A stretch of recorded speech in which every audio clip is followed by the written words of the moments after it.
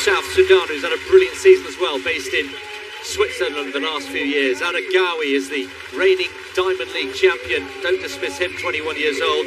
Nicholas Kimeli Kipkorir on the vest. Commonwealth Games silver medalist.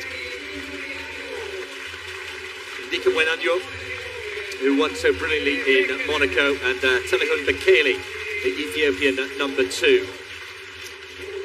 So that's the full field, 10 plus the pacemaker. And just to remind you, if you weren't with us earlier on for the women's event, this is a specially constructed track. The surface itself is identical to the one in the Letzigrund that we'll be using tomorrow night. But as you can see, only 3 lanes, narrow bends. It's sort of 400-metre track as normal.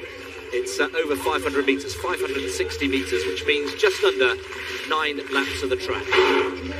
Men's 5,000 metres. And for record purposes, just to set the record straight, because of the nature of the track that I've just described, the only record really up for grabs is the meeting record that was set on this very track last year, 12:59, set by Aragawi himself there in the orange vest. Pace-wise, well, they're looking out at 13-minute tempo, which will take them through the first kilometre in 2:36. And we've redone the maths, haven't we, Steve? We reckon at around, 87 seconds roughly per lap. Just to remind you, just under 9 laps. They started just away to the right as we look out from our commentary position over the finish line. So when they come round in front of us again, they will have 8 full laps. Yeah, it is tricky. The guys will have had a good look at it, and not only the surface and the tight turns and coming off the banking, but yeah, where do you judge your effort? You know, where are the, particularly when you get into the last couple of laps, where do you start to make the kick? Because you haven't got the same reference points as you have in the stadium, and it's not even really like a road race where you're running in most of the time you're running in a straight line, pretty much always a 5k or maybe a couple of laps. So they will have, so roughly the same pace, 2:36 for the second kilometre. Aragawi leading. He is, and he's the defending Diamond League champion. Yes, just to tide up what you've missed while you've been away. 2:36 through the first kilometre, 5:11 through the second kilometre. Aragawi then, Fisher, who's having this brilliant season. High hopes in the USA that maybe he can become the first American to win a diamond trophy in the 5,000 metres. And he's still very much in there, having the season of his life. Kajelcha there, back in 4th or 5th place. But Aragawi, with that slightly uneconomical style, starting to make a move. And Kelly is in there as well. Kajelcha, Labalu, and Krop, who did that brilliant run in Brussels last weekend, last Friday. Good pacemaking. Barrega there, don't write him off. 10,000 metre champion at the Olympics with a great finishing kick, and of course a brilliant tactician indoors. Still 4 laps to go. Aragawi really is taking to the others. I will just offer apologies if we do get picture breakup. There are big thunder clouds overhead here, very thick clouds. You can see how dark it is. There's lightning as well. The runners will keep running and keep racing, but if we do lose coverage, that is why. Aragawi, this is quite a steeply raked bend here. And Kajelcha has gone. Yes, he's just stepped off.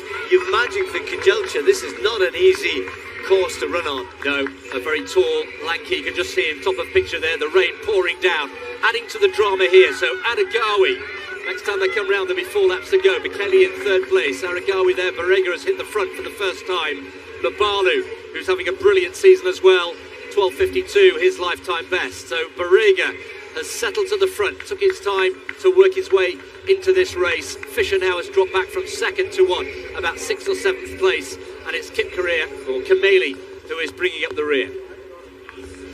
This is quick running, and if they pick up as you'd expect in the last 1,000 as well, as long as this 4th K doesn't drop too much. We saw it in the women's race, often does happen in these races, but the pace is still good. We're on for a pretty quick time here, certainly well under 13 minutes if they keep this going. But Aragawi not interested in letting anyone else lead, although he keeps looking behind. He wants to make sure this is hard as long as he can. He began the season doing that, didn't he, in Eugene at the Diamond League, Aragawi.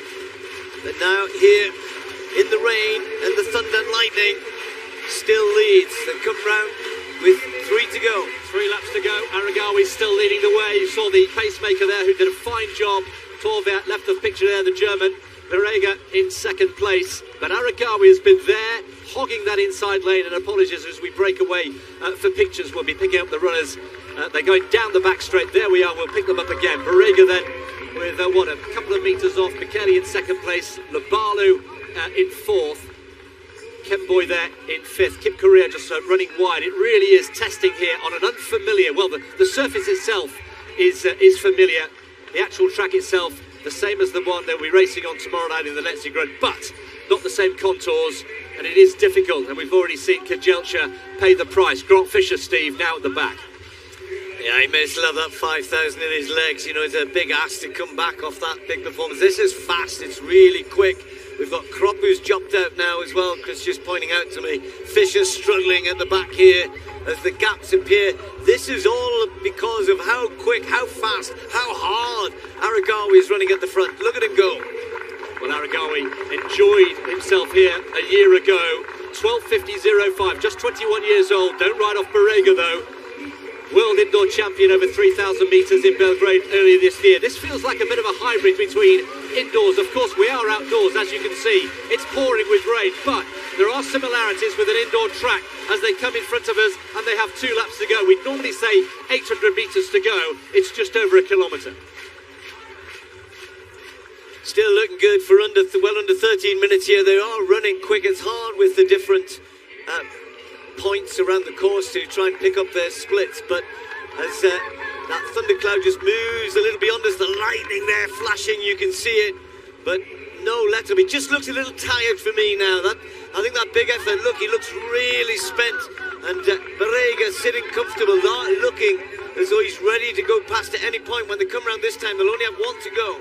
Barega, for me, looking the more comfortable of the two. Went through 4 kilometres in 10:23, so just inside the desired pace. A reminder that no world leads or records will be up for grabs here. It's purely the meeting record set by Aragawi here last year, 12:59 for the record, and they're on 13-minute pace here. Aragawi, that really wide, very, very ungainly arm action as they negotiate another bend, and they'll come through.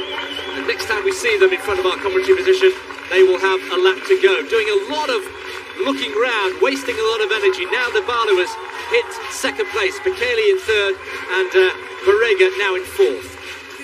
This is going to be pretty quick. Labalu, look at him. This is what he did in Stockholm, remember, in the Diamond League earlier in the season.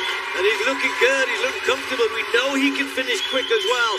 And hats off to Aragawi. He hasn't given this up. He's kept the pace hard. He's doing the best he can, but he's got 2 men for company. Kimeli on the inside, Labalu on the outside. Others are now reckoning their race is done because those 3 have got a good 10-metre lead. And Fisher now moving into 4. Aragawi just correcting himself there, nearly fell off the track as well. Here comes Kimeli with a late surge, the Ethiopian number 2. Didn't even make the final in Eugene, and now the race is on. Down the back straight for the last time. When we see them to the naked eye, they'll come through an arch with 80 metres to go. Aragawi still pushing it on, piling it on. Labalu there in second place, Kimeli in third. These 3 well clear, and still he continues to waste energy. And coming back really strongly as well is Kimeli as well. Kimeli, don't write him off. Fisher has been brought back into it as well. And a group of 3 and now a group of 5. And it's lights out racing here. Kimeli, Kipkorir on the vest, but it's Kimeli now challenging Aragawi. Fisher back in contention. Now they'll go past the Opera House for the last time. Kipkorir, a lot of looking around. Once we see them with the naked eye, it'll be 80 metres to go. Labalu, everybody's looking round. Kipkorir, Nicholas Kimeli, Commonwealth Games silver medalist coming away, and he pulls away with 50 to go. Kimeli's going to get it. They're all chasing him in pursuit. Labalu having a really good go, but Kimeli gets it on the line. 12:59.05, almost identical to last year's winning time. Kipkorir, Nicholas Kipkorir Kimeli wins the Diamond League final. What a race in really challenging conditions. We lost a couple, including Kropp, who came a cropper, excuse the expression, but he was brilliant last weekend in Brussels. Not to be for him today. And Nicholas Kipkorir Kimeli coming home to win ahead of Labalu, who ran a fine race. Grant Fisher, 13 minutes dead, rounds off his fine season with a 3rd place in the Diamond League final. But the Diamond Trophy goes to the Kenyan, the Commonwealth silver medalist, and that will feel good. Tapping it for good luck. And a place in the World Championships in Budapest is sealed, along with $30,000. Victory for Kimeli.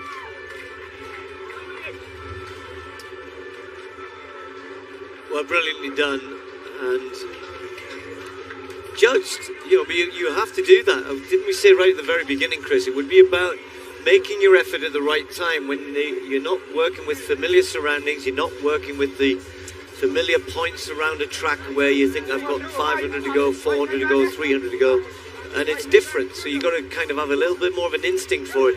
And I said that they maybe felt their race was gone, but all of a sudden, I mean, that last kilometre overall wasn't that quick. Look at, he's spending so much time looking behind. He keeps stepping off the track, Aragawi. But here you think these three just go, go. And then you've got the race between the three of you. But they were waiting and waiting, and then the others caught up, including Fisher and Labalo and Kipkorir. So all three, two of them certainly from behind coming through to get in the top three. But I just felt as though Aragawi looked as tired, didn't he? Nobody wanted to go past him, so the pace had dropped a little bit in that 4th K.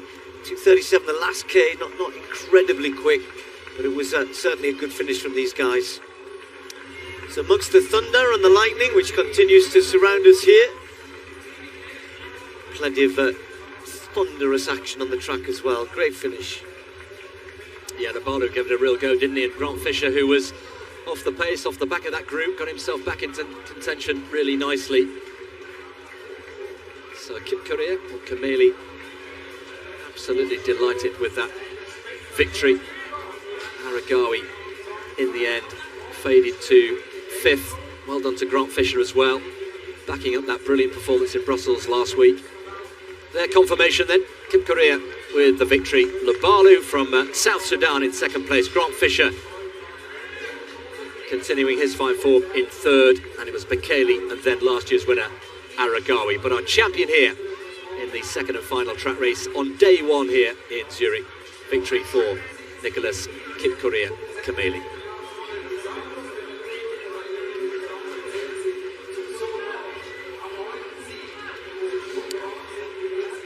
Well, if you've enjoyed this evening, don't forget that we're back to do it all tomorrow night, but with 3 hours of the Diamond League final.